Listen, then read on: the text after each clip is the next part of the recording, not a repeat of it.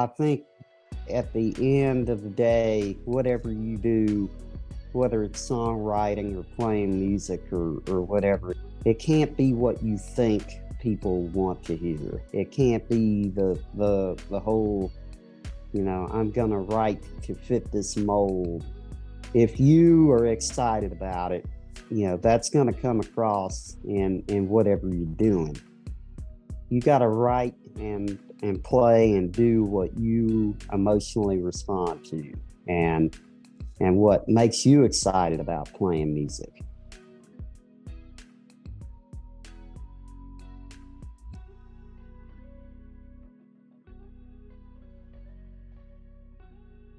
Here we are with Michael Cleveland. How's your day going today, Michael? Pretty good, Cam. How about you? Not bad. Not bad. So for everyone out there listening, Michael, he's truly one of a kind. Michael here, he was born blind and he's partially deaf, yet he's still one of the greatest bluegrass players to ever live. He's won Bluegrass Fiddle Player of the Year 12 plus times. He won the Grammy in 2019 for Best Bluegrass Album. And yeah, Michael, welcome back to the show, man. So tell me, how have things been in your world recently? Pretty busy, but in a good way. So uh, that's a good thing, I guess. Amen. Amen. Yeah, beats the alternative. I'm curious what you've learned, throughout your career when it comes to being on the road and kind of navigating through a situation where you or whether someone in your band or your crew is kind of in a gray space with their mental health and like what you've learned about properly navigating through that kind of situation. I can't say that I've encountered a bunch of that. I mean, I guess I've been there myself, and I mean, I've been through times where, I used to be pretty heavy drinker, and a lot of the guys had to put up with me during those situations, and so I mean, I think, if it starts to affect, the way they do their job or the way, they interact with other people, and if it just becomes unbearable, then there's really nothing. Well, as far as, a drug or an alcohol problem, I mean, I know just from my experience, um, whoever it is, they're not going to quit doing that kind of thing unless they're ready to quit. And I wasn't going to, I'd have plenty of people, say to me, you really need to quit, and this is going to happen, and this has already happened, and the word's out, and people know, and you've done this embarrassing thing after, and none of that really made the difference to me, rather than, like the thing that really made me want to quit was just waking up one day and, with a lot of thought going into it beforehand. But finally, I woke up one day and I felt like shit and I was hungover, and I just said, all right, that's it. I can't do it anymore. And the time where you really can't quit, when I was reading this, there's a book that I found, an audio book called Alcohol Lied to Me. And it's by this guy, the stop drinking expert, Craig Beck. And he he says, whether it's alcohol or anything else, you know, whenever you can quit something is, the time you get into your head, this is no longer a benefit to me. When it doesn't, when you finally figure out it doesn't serve a purpose anymore, then, then you can finally quit whatever it is. Mm. But as far as mental, um, I mean, I've been around people who've dealt with, grief over, losing somebody or a relationship, or, and I've been there myself. I was I lost two of my closest friends here in the last year or so. And like the guys in the band were very patient with me, but it threw me for a loop, it really did.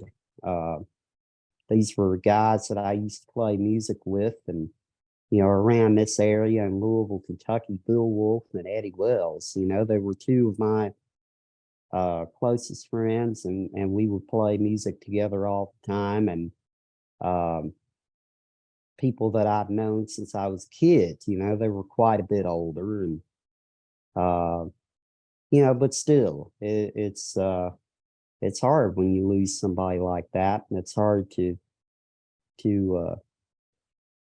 try to deal with that and still, go out and play music and have fun playing music and that kind of thing. So yeah, I've been there, and I've been around other people in that situation. But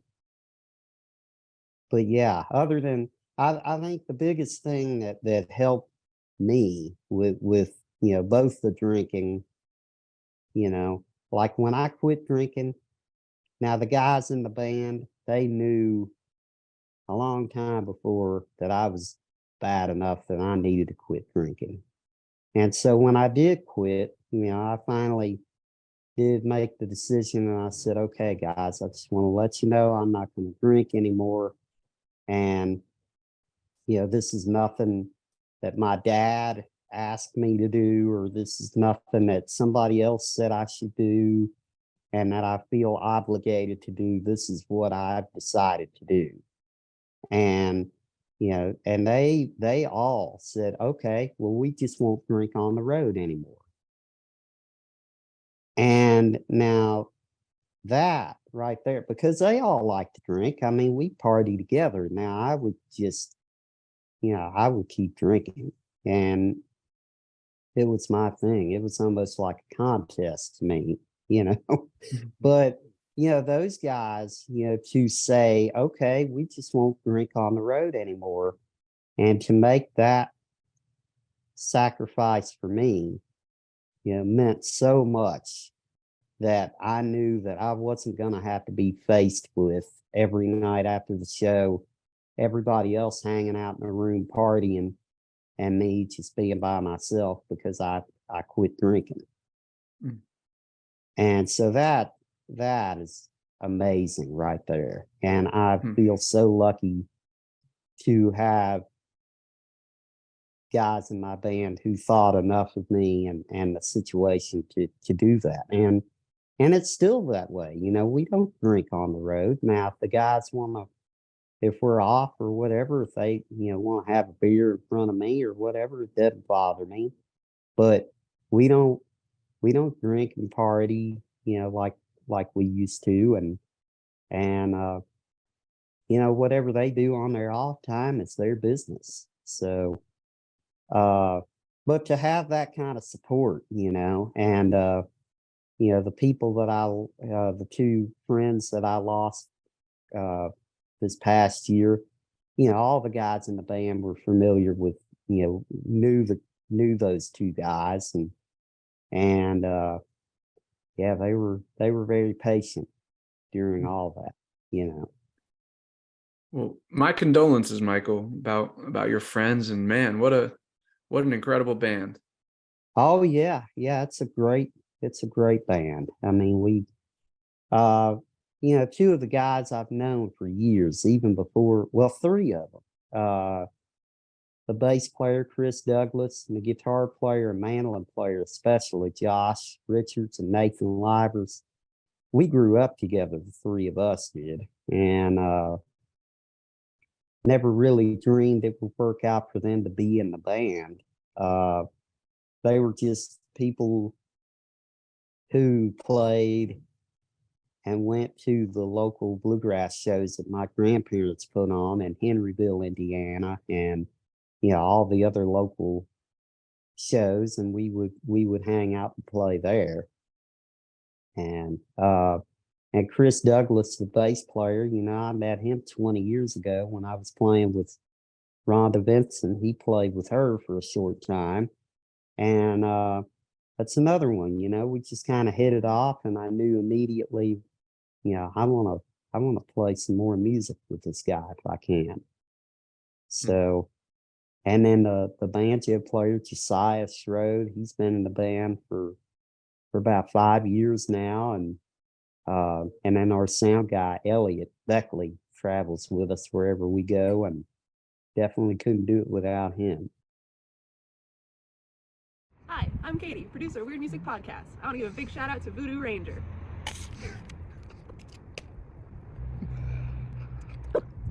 Live dangerously. Well, if you made it this far, thank you for listening. Just want to let y'all know we've got these hand-dyed, ice-dyed Weird Music Podcast hoodies and also tees. If you'd like one, let us know. We'd love to get you one. And a big thank you to the geniuses over at Thrax CBD for sponsoring us with their amazing products. Also want to give a big thank you to J&J Distribution, Ohio's premier Delta 8 and CBD wholesale supplier. Retailers, check out their brands Cloud 8, Compassionate Buds, and Zaza. Got links in the description. And yeah, much love, y'all. Now back to the episode. Jump into the side just a little bit. I'd love to hear you talk to me about something that you avoid doing, that you don't do, that you think allows you, to be your best, whether that's musically or just as a person, other than drinking. Ah, boy, that's a good question. Something that I avoid doing. I don't know. One of the big things I think here lately, and in the last few years is, I used to, I guess, avoid saying no to certain things, like I would commit to doing this thing or that thing, or, something, that I knew deep down that I wasn't really into doing, but I felt like maybe I should do it, or, like, man, my friend's asking me to do this, and, I asking me to write, 6 pages about this, or, whatever, which, uh, I, I don't know. It's hard to put my finger on a certain situation, but I think I used to avoid saying no at certain times, where I try, where I don't anymore.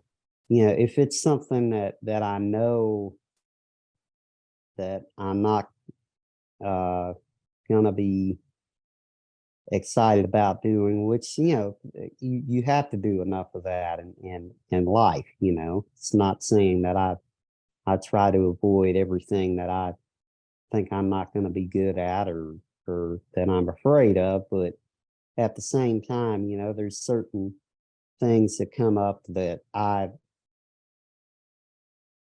would say no to now, where I used to would have committed to do it and hate it the whole time, and just complain about having to do it, or stress out about having to do this thing. I've been And there.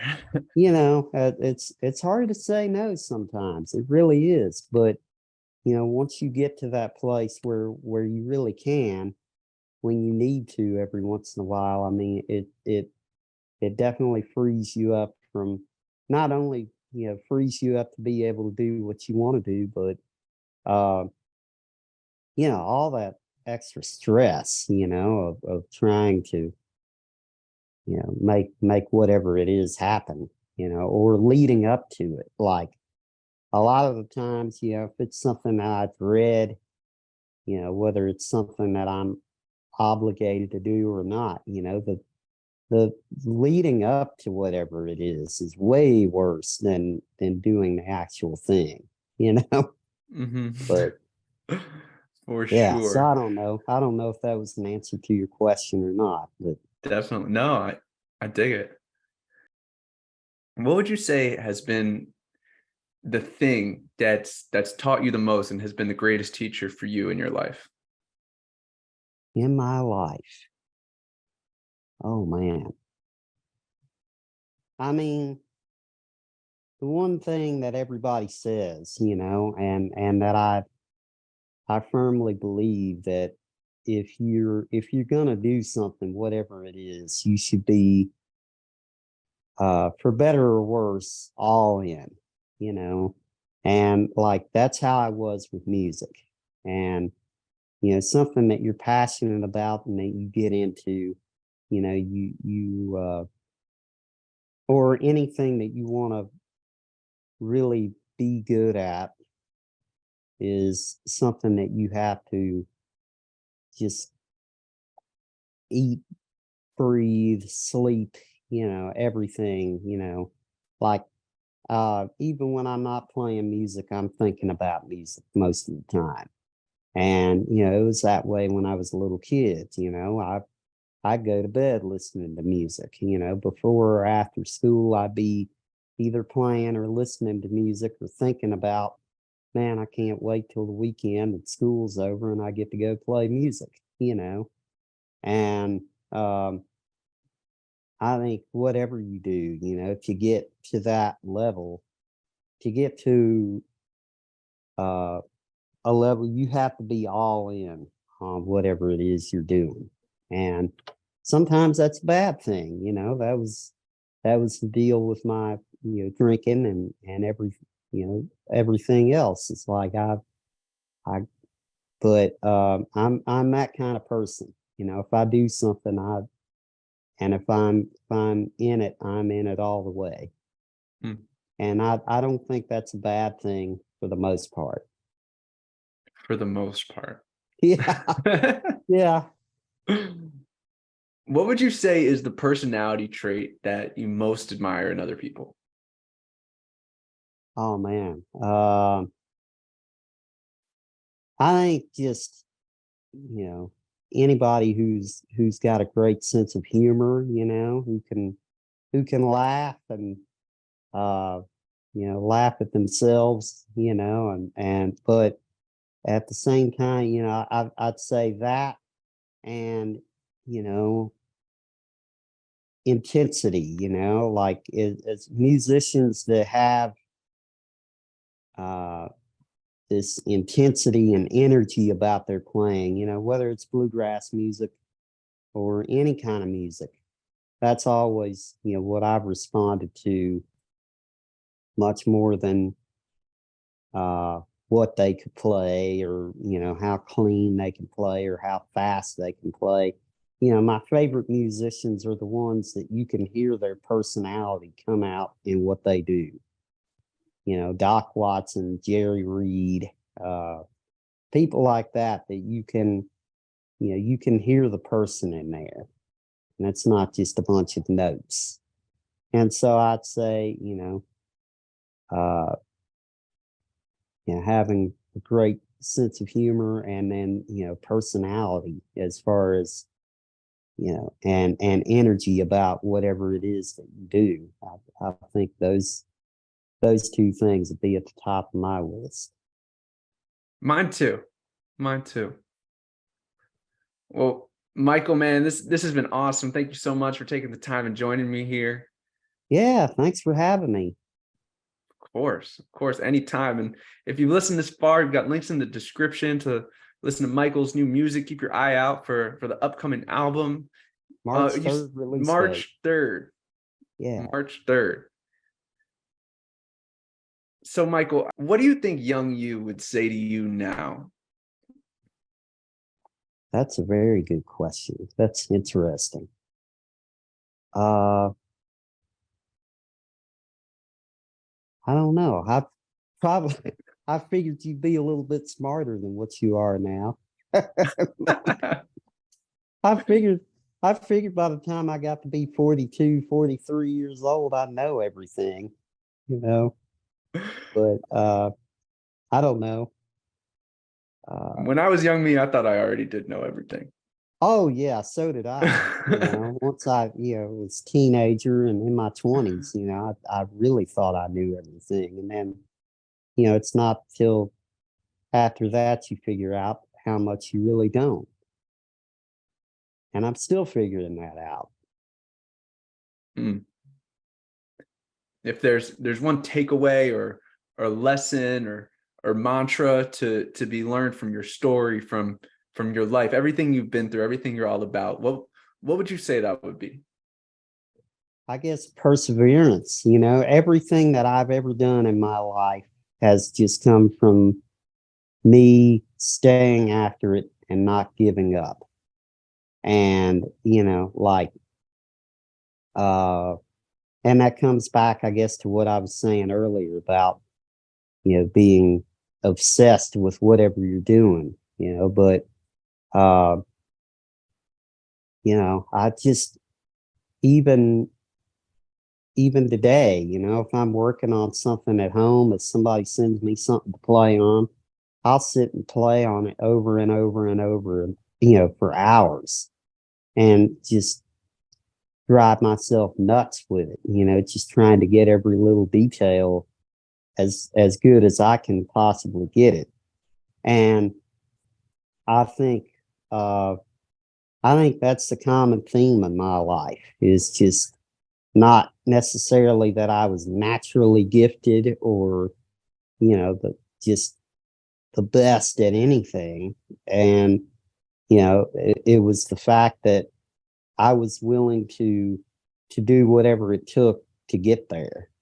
I was willing to learn the material when somebody called me for a gig, rather than just showing up and flying by the seat of my pants. I was willing to do the homework that it took to actually listen to the albums, and not only that, but play note for note whatever somebody played on there, and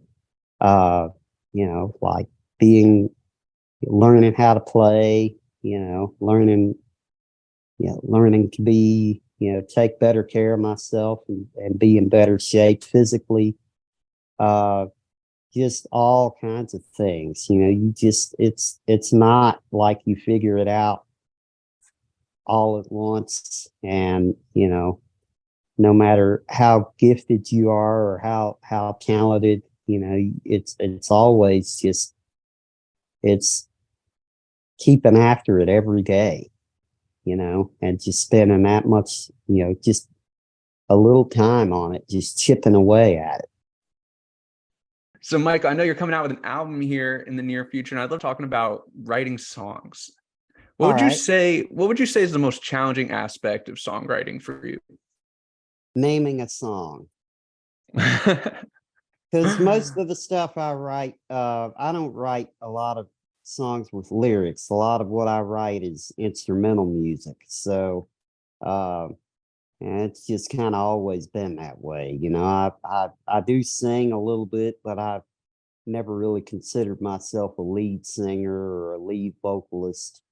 So, usually the stuff that I end up writing is a result of me messing around on whatever instrument I'm playing at the time, so fiddle, mandolin, or guitar, or banjo, something like that.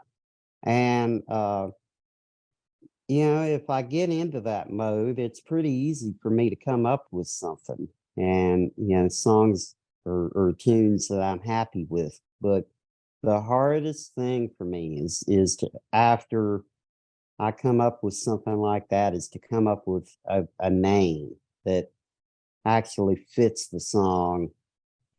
And I think at that point I put so much attachment to, yeah, I got this great song, I got to come up with a equally great name for it that fits the instrumental in every sense. And most of the time I just, it's comes down to, like, I think the last album I did, it came down to, okay, we're getting ready to send this album to mastering. We got to have a name for this song.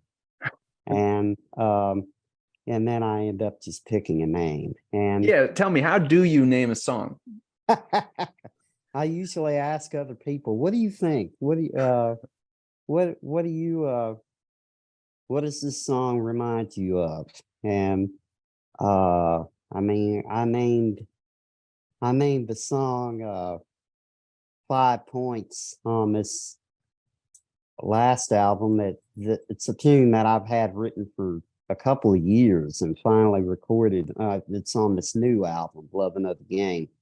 And I named it 5 Points just because 5 Points is an area in East Nashville. And there's a great pizza place called 5 Points Pizza that's really good. So I figured that'd be as good a name as any for a song. So zooming out here, Michael, talking about songwriting, what do you think are some of the most important qualities and like personal attributes for a successful songwriter to have? I think, there's a lot of ways to approach it. And, but I think at the end of the day, whatever you do, whether it's songwriting or playing music or whatever, it can't be what you think people want to hear. It can't be the whole, I'm gonna write to fit this mold kind of thing. I mean, you can do that. You can absolutely do it, but I think the best songs and best music come from what you feel personally and what you personally respond to. Like if you are excited about it, then and that's going to come across in whatever you're doing, and that's going to translate to everyone else much more than, okay, I'm going to write this song to fit the mold of today's new country or today's pop songs, and try to make millions of dollars. And sometimes it works out and you can do that, but most of the time, you gotta write and play and do what you emotionally respond to, and what makes you excited about playing music. Or that's what it's always been for me. So branching off of that, what other advice can you share for anyone who might be like just starting out in songwriting? I think the big thing and the thing that I have trouble with doing is a lot of my favorite songwriters, they compose every day. They may just come up with a little piece of something, like I've got a ton of ideas. I guess this could be another piece of advice, but the iPhone is the greatest tool because it has this voice memo feature that you can record. Anytime you get a little idea, a snippet of something that you want to lay down, I mean, you can just hit record on your iPhone. It's never been easier to do that. And I've learned the hard way to be sure to do that every time, because if you don't, it's going to probably get lost. Like I've literally woke up in the middle of the night, dreamed like a song melody idea, and recorded it just because I've had other instances where I've done that same thing. I'll have a dream and it'll have this melody in it or whatever, and I'll think, man, I've got to record this tomorrow, and tomorrow always comes and I don't remember what it was. So that's one thing, and then the other is just to, like I say, it's not something that I do as much as I should, but to make yourself try to come up with things every day, even if they sound stupid, or corny to you. Like I've had things before where I think this has got to be something. This has got to be something that I've heard, and sometimes it is. It's good to do your research and make sure that you're not ripping off somebody. But I've had things like that where it's just a very catchy familiar sounding thing, you know, but it's not, it wasn't that originally. Like it wasn't something that I took from something else or somebody else, but it's just that catchy of a tune. So sometimes it does work out that way. And I'm curious what advice you can share about co-writing with others, especially like, you know, going back and forth between situations where you're the lead man, but then you might, you know, be just kind of like a side player on someone else's project. And, you know, what's important in those different kinds of dynamics? I haven't done a ton of co-writing, but I have done some, and it's usually, for me, in instrumental writing, it's just playing ideas, bouncing ideas back and forth, and playing off. It's almost like improvising. It's almost just like if you're playing with somebody and you're swapping licks back and forth over a common riff or song, you know. It's the same kind of thing when you're sitting down trying to write something. Now, and I haven't written a lot with somebody, you know, trying to write lyrics. Matter of fact, I tried that one time and I about went nuts. You know, they got out the rhyming dictionary, and about 3 hours later, I was like, "Oh my God, I got to get out of here." But that's how they do it, you know. I mean, it really is. So, but yeah, just the limited experience I've had with co-writing, you know, it's just bouncing ideas back and forth, and um, especially, you know, writing with somebody like Bela Fleck, who has all these chops, you know, not only bluegrass, but, you know, jazz and classical and all these different things that he can pull from, that, you know, if he plays something and you mess with it and you're, I'm not crazy about that. Oh yeah, how about this? You know, and here's this totally different thing that you would have never thought of, you know, and it just seems like it's endless with him. Michael, incredible interview with you here. Michael Cleveland, truly one of a kind, one of the greatest bluegrass players in the world, an inspiration. Michael, man, so great to talk to you. Thanks so much for having me on again.